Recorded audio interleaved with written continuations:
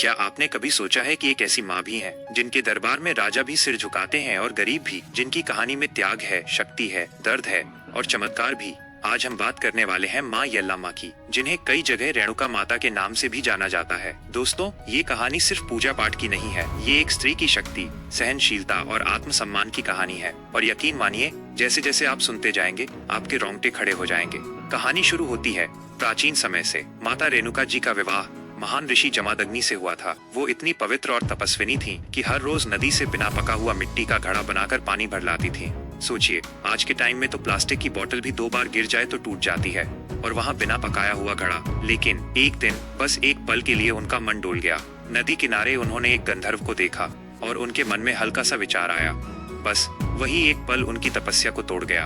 अब देखिए, हम लोग तो दिन में 100 बार ध्यान भटकाते हैं, रील्स, नोटिफिकेशन, मैसेज, पर उस समय साधना इतनी गहरी थी कि एक पल का विचलन भी बड़ा माना जाता था।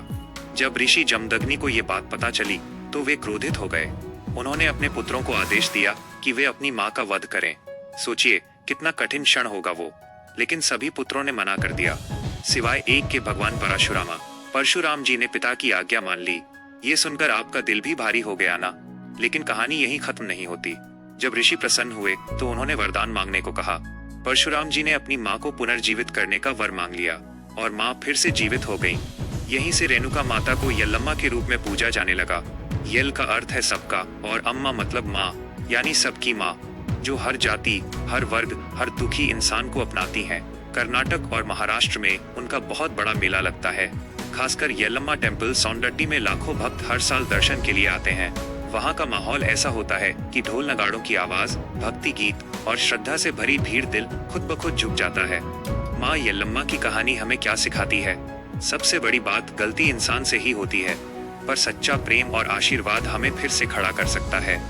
जैसे हमारी अपनी माँ डांटती भी हैं, लेकिन आखिर में खाना भी वही खिलाती हैं। कई लोग मानते हैं कि माँ यल्लम्मा विशेष रूप से उन लोगों की रक्षा करती हैं जो समाज से ठुकराए गए हों। इसलिए उनके दरबार में कोई भेदभाव नहीं है, वहाँ सिर्फ भक्ति चलती है। और सोचिए, अगर एक माँ अपने जीवन में इतना दुख सहकर भी सबको आशीर्वाद दे सकती है, तो हम क्यों छोटी छोटी बातों पर हार मान लेते हैं?